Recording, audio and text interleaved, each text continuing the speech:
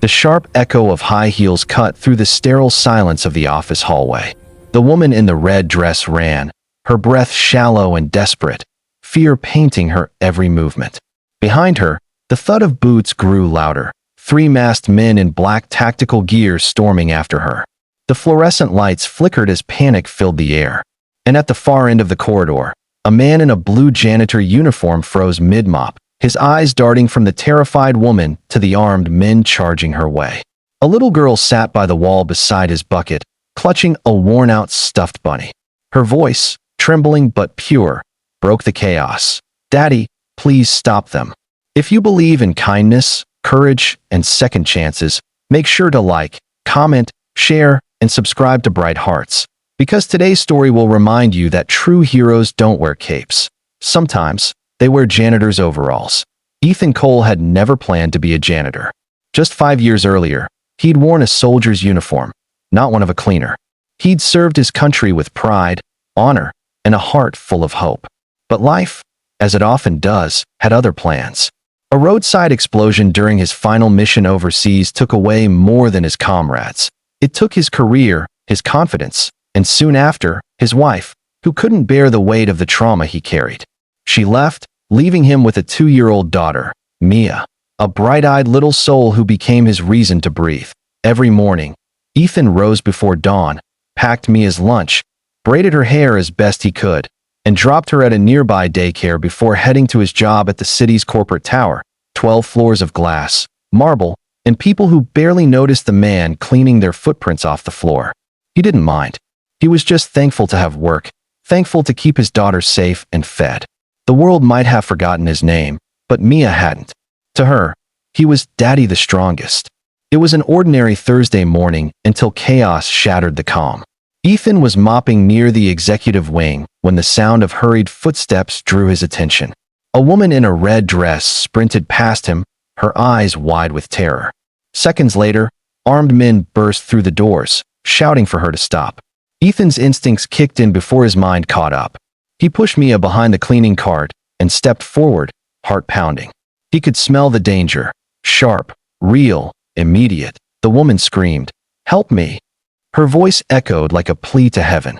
The men raised their weapons, and without thinking, Ethan grabbed the metal mop handle and hurled the bucket forward, spilling soapy water across the floor. One of the men slipped hard, his weapon skidding away.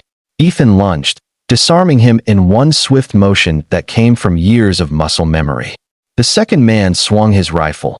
Ethan ducked, slammed his shoulder into the attacker's chest, and sent him crashing into the wall. The third man fired, grazing Ethan's arm, but the janitor didn't falter. He swept the mop handle across the gunman's knees, knocking him to the ground, and pinned him until security alarms blared through the building. When the police arrived minutes later, the three intruders were restrained and unconscious on the wet floor. Ethan stood panting, blood seeping from his sleeve, his eyes darting to his daughter. She was safe, still clutching her bunny, staring at him with awe and trembling lips. The woman in red, shaking but unharmed, whispered, "You saved my life." Ethan brushed it off. "Just did what anyone would," he muttered, though deep down he knew that wasn't true. Not everyone would risk everything, but he had. For years, Ethan had lived like a ghost, haunted by past battles and broken promises. But in that moment, for the first time in years, he felt alive. The police took statements, the attackers were arrested, and the woman was escorted away under tight protection. Ethan went back to mopping, the adrenaline fading into quiet exhaustion. Life, he thought, would go back to normal.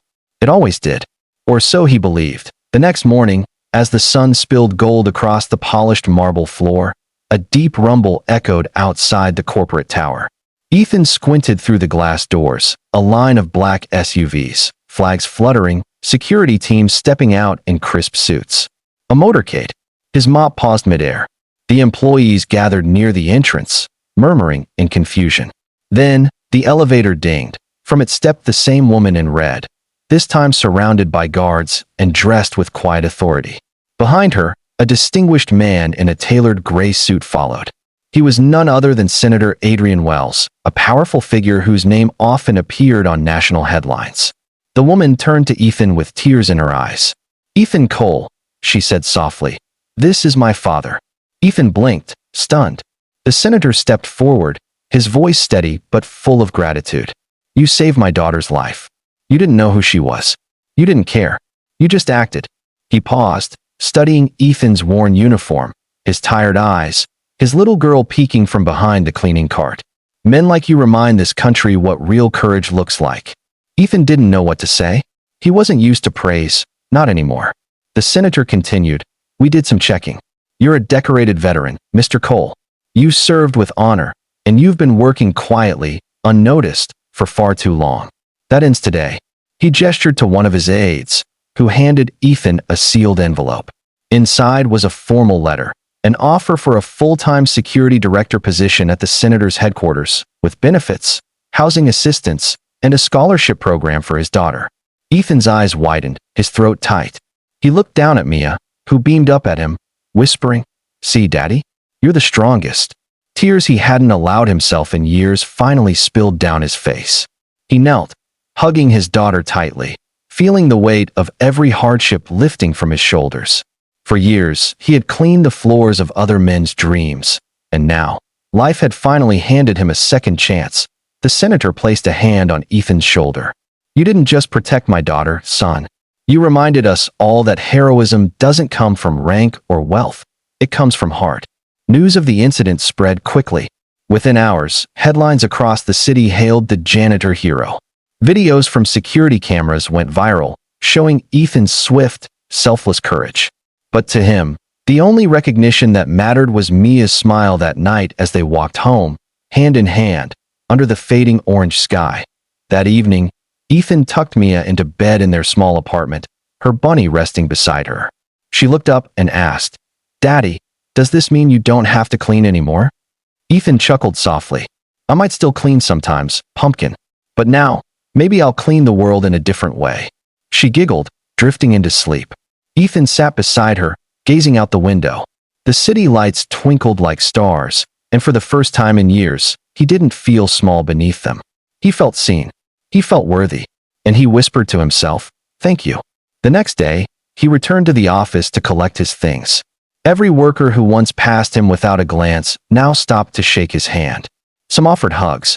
The building manager, usually stern and distant, handed him a small gift, a framed photo taken from the security feed, showing Ethan shielding his daughter during the chaos.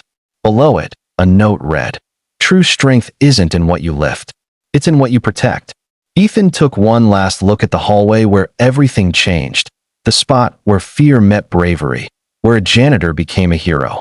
He smiled, whispering under his breath, "We did it, Mia." If this story touched your heart, please like, comment, and subscribe to Bright Hearts. Your support helps us share more real-life stories of courage, love, and redemption.